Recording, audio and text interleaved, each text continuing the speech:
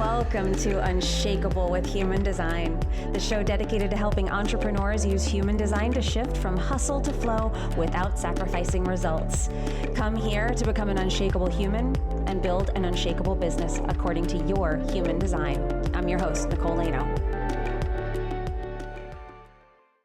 Hello and welcome to Unshakable with Human Design, everybody. I'm your host, Nicole Lano, and we are continuing our series on variable today. So this is our third installment of 4. We've already done 2 of these episodes. We've done them on human design environment, and we have also done them on digestion. But today we are going to focus on human design motivation. Now, first, let me start with introducing the variables. In case this is the first episode that you're jumping into this subject with us on, I want to make sure that I'm just covering the basics, and I'll make it different. If you did listen to the other 2 episodes, I'm going to touch on a couple of extra things for you so that this isn't too boring. But what are the variables and why are they so important? So this is something that I want to make sure also you're understanding that following your strategy and authority, following the basics of your human design, deconditioning the shadows, the openness in your design, all top priority. The variables, they correspond to the arrows and the little numbers underneath the arrows. When you look at the human design chart, you'll see arrows on either side of the head center. Those arrows are what we're talking about. We're talking about what's underneath them. We've done an episode on the arrows before. It's episode 129, which we'll link up in the show notes for you, if you want to listen to that high-level view that I gave of all of the arrows. But now we're dedicating an episode to each one and what it signifies. So this is something that we refer to as below the line. So we have profile lines. We all understand that if you've been following design for a while. You probably know what your profile is. I'm a 5-1. You might be a 2-4, a 1-3, a 4-6. That would be your profile. So those are the lines that correspond with your conscious sun and your conscious earth and your unconscious sun and your unconscious earth. That's where we get our profile from. If you go a level deeper underneath that, if you take that line, so if I take my 5th line, underneath it, there's another theme. There's more themes under there. There's not even just one, because it does get kind of complicated. And that's not the goal here. The goal is not to throw a bunch of human design jargon at you and be like, oh, you have to learn this thing too. But what I think can really help us with design is understanding, I think kind of at the core of what design does, is it tells us that there's nothing wrong with us. It tells us how we were built on purpose, what our nature is. And if we understand our nature, then we can understand how to work with our nature and live true to our nature. When we live true to our nature, our gifts come out. We hone our gifts instead of fighting our shadows all the time. We're able to put our gifts out in the world. And we're able to walk through the world and work through the world with less and less resistance. And doesn't that sound good? I love working with less and less resistance. It's kind of what I've dedicated my life to, is just there's got to be a better way. And human design is that better way, at least for me it is, and for the people that I work with. Because it's tuning us into what we are meant to operate as, how we're meant to operate, how we're meant to see. And that's what the variables tell us at a very deep level. This isn't the stuff that you're going to be necessarily trying to use all the time. Some of them have a little bit more to do with awareness. The last episode we did on environment, there's definitely more to it that's talking about the physical environment that we're in or the quality of the environment that sets our nervous system at ease. That might be the easiest one for us to figure out how to use. Digestion does too. The one we're diving into today is motivation. And this is the top right arrow.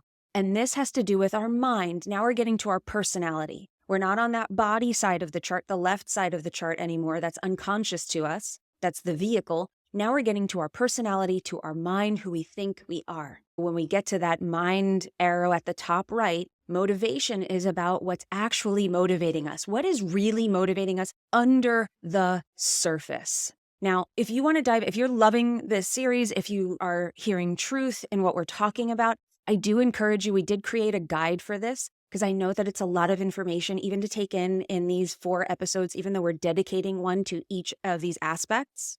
We created a free guide for you so that you can follow along and you can take this with you. If you're interested in that guide, all you have to do is go to nicolelano.com/variables. You can download it there. Or DM me on Instagram. I'm at Nicole Lano Official. Just DM me the word variables and we'll send it to you there. We're also running a little contest. I like to do this when we do these series because I feel like it gives you a chance to really get in and dive deep with us on a topic. If you share the show while this series is going on and you share it on Instagram and tag me, please don't forget to tag me, you'll be entered to win a human design reading here on the show. And all you have to do that is take a little screenshot, throw it up on your Instagram, tag me, say what you're loving about the series, say what you're loving about the show, what human design has done for you, what my work has done for you. It could be any of those things. Just tell us why design has really impacted your life or what the show has done for you. If you put that out there on Instagram and tag me, you'll be entered to win the reading here on the show. You'll get a little reading with me and you can come on the show and we can talk about your design.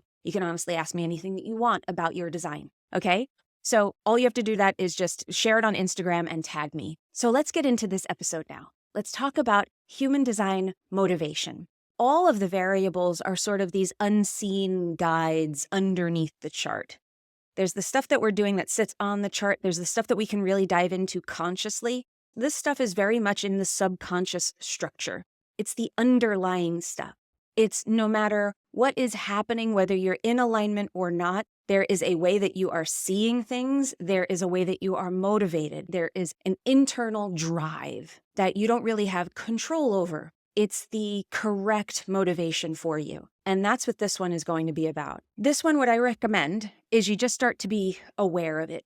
You just start to notice how it's always at play. And this is a real key for productivity for me, because I find that if we are in our incorrect motivation, or what we call transferred motivation, which I'll talk about that in a moment, transferred motivation, if we're in that, then we can really feel like we're facing rough headwinds, like we are just fighting against the current, and tremendous resistance that slows us down, makes us frustrated, and often confuses us because we're like, why is this so hard? It doesn't feel like it should be so hard. And maybe it's not the thing you're doing. Maybe it's what's motivating you to do it. So this is something in coaching, I can call these things out. So I can notice if somebody is in their transferred motivation and I will bring it up. When you're doing this on your own, you kind of have to be aware of that on your own and start to work with this. And I'll talk through how you can start to notice these aspects. Maybe when things have been easy, you've been in your correct motivation. And when you have not found things terribly easy, you found that you had some difficulty.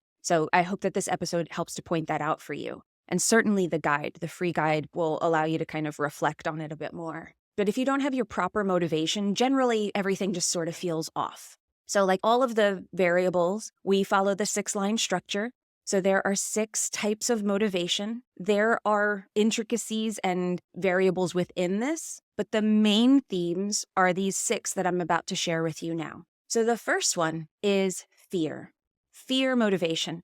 Now, when people see that, they see like motivation is fear. That doesn't sound great. And really what it means is, again, this is at the base. This is our most primal. This resonates with fear. And when it resonates with fear, if you resonate with fear, I should say, then you're motivated by security, by usually knowing a lot to feel more secure. It's risk mitigation. It is about really taking something and saying like, how do I make sure, how do I prepare for the worst to happen? That's fear motivation. So you might find that that can be what drives you and you feel like you have rocket fuel when you are in that state. When you have that, I'm doing this to prepare for the future. I'm doing this to prepare for the future. You might find that that actually really resonates for you and you notice that things are easier when you're in that space. There are ways that you have to work with this too, so you don't end up in nervous system freak out mode where you're in fight and flight because you're actually afraid. There is a nuance to this where you have to learn to work with it, where you can say, I look at my old job in BCP. I did disaster recovery planning for the bank that I worked at on Wall Street. That was part of my job,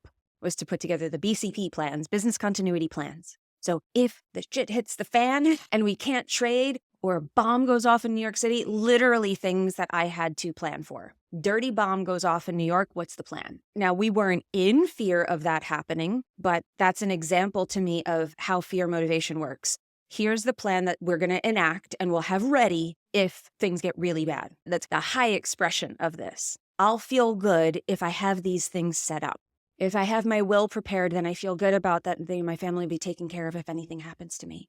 All of these things, fear motivation. So it does not mean being fearful. It means allowing yourself to have that foresight to look forward and say, how do I protect myself from the future? How do I protect my family? How do I protect people from the future? How do I stay safe? And a lot of times this can be with knowledge and it can be with planning, okay? The second motivation is hope. These people are aligned with possibility and with potential. It is essential that they tap into hope and tap into this idea of, I just know it'll all work out. And again, I think that the second themes are always the least tangible. And if you have a lot of second line themes in your design, then you got to be really comfortable with just trust, and really feeling aligned with possibility. Always seeing what could happen. What if it all turned out better than I thought? That's the motivation, that you just start working and go towards something just because it feels good and you believe that I'll either get the result that I want or the lesson that I need. It'll all just come together. I just know it'll be okay. That's second line. That's the hope motivation. Now, the third motivation is desire. Desire, these are the people that are like, it's never good enough. These are the people that are like in it for change, in it for transformation, in it for achievement, progress. They want to make it to the top of the mountain. These are the people that climb Everest, right? They climb like one mountain and they go, okay, I climbed that one. Now I got to go to a bigger mountain. And then I got to go to a bigger mountain. And I got to go to a bigger mountain. That's desire motivation people. The people who are just sort of never satisfied with the status quo. Now, we want to make sure that we stay in a good space with that, but it does have to come from pure desire for them. That is correct for these people. That is right for them. So those people who have desire motivation that maybe feel like it's never enough, that they're striving to achieve something. Now, we also want to balance this. If you have an open ego, you don't want to be going out of trying to prove yourself, but to recognize that you're always going to have a underlying driving force of, I could get better.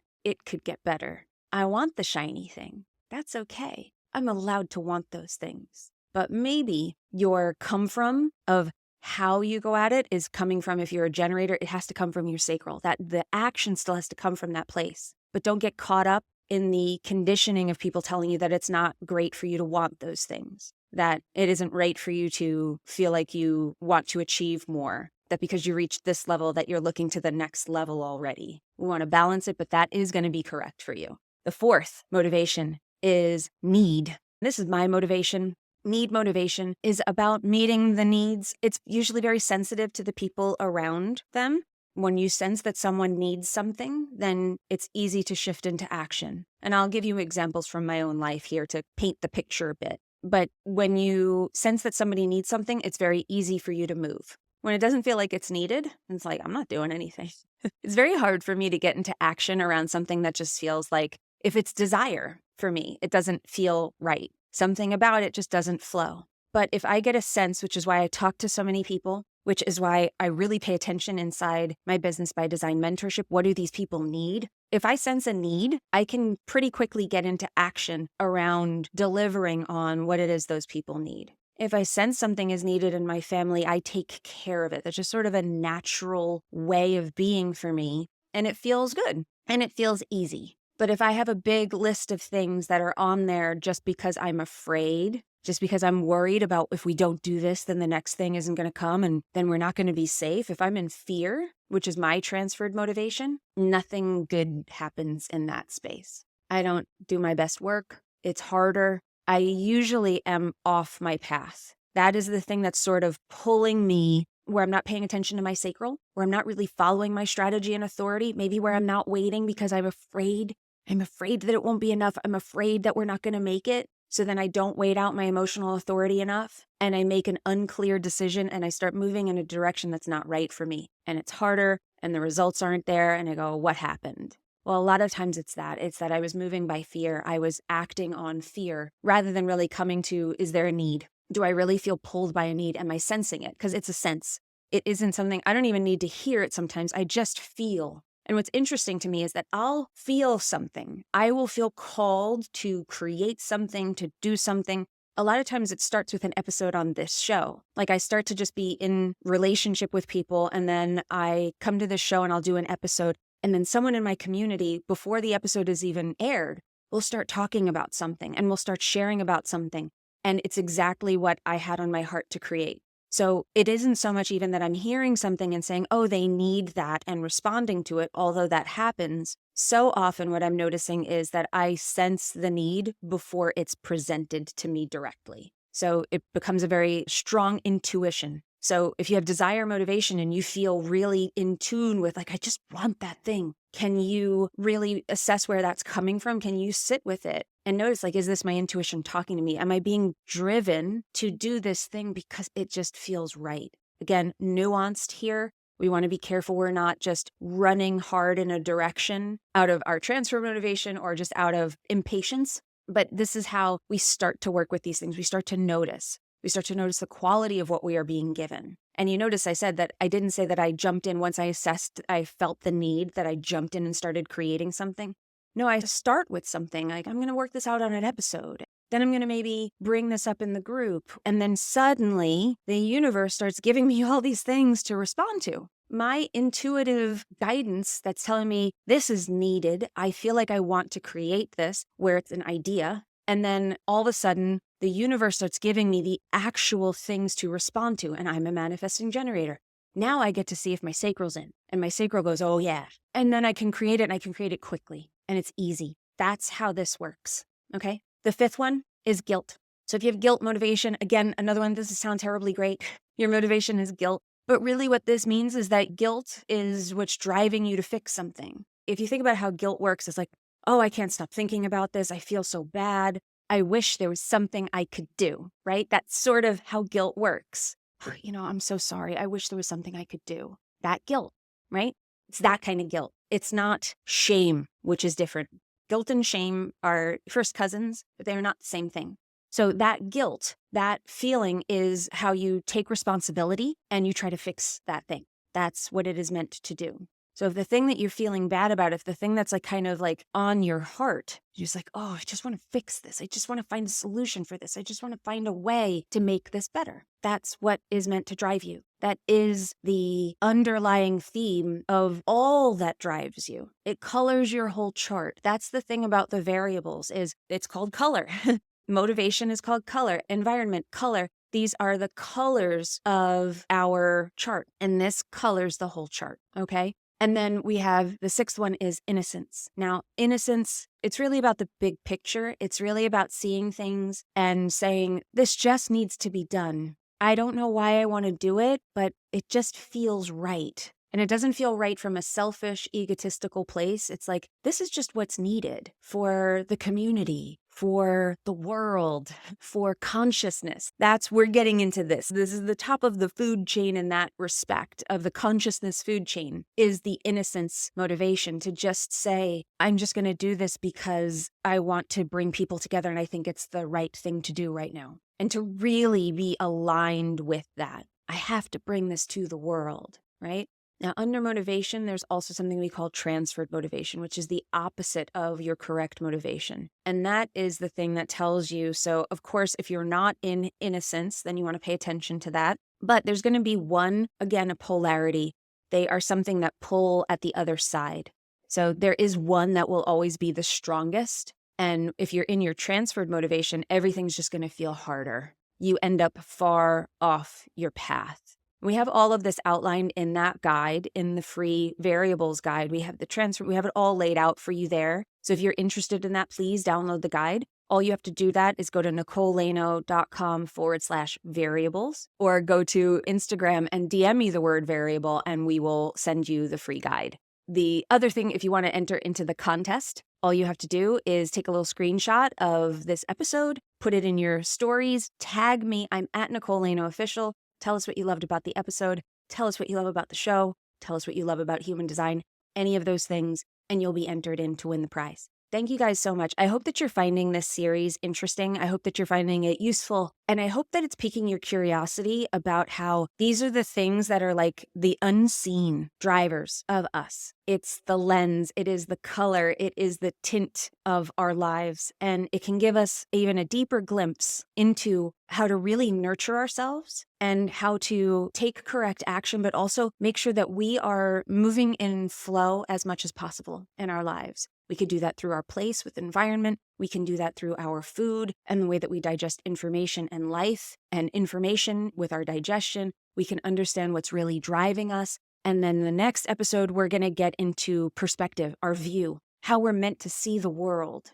And this one I really find is very helpful in understanding people. I think motivation and perspective, because they sit on the personality side, we can really understand why people do what they do, why they see things the way they see things, why they operate the way that they do, why they're different from us, and why they might seem so similar in some ways, but I just don't understand why they always just see that same thing. Well, the next episode, we're going to dive into all of that. So I hope you enjoy that one too. And I hope you join us for that. So thank you for being part of this series, for listening, for sharing. I appreciate you. And remember, in order to have an unshakable business, you must first become an unshakable human. So thanks for letting us help you become unshakable with human design, everybody. We'll see you next time. If you loved this episode and you're a fan of the show, please show us the love on iTunes, Spotify, or wherever you're listening to the show, and leave us a review.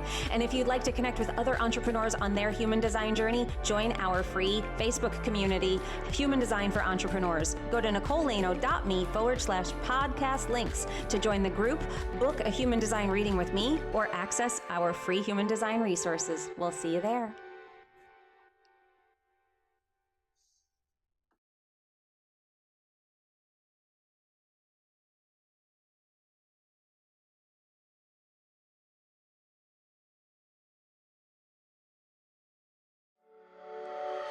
Welcome to Unshakable with Human Design, the show dedicated to helping entrepreneurs use human design to shift from hustle to flow without sacrificing results.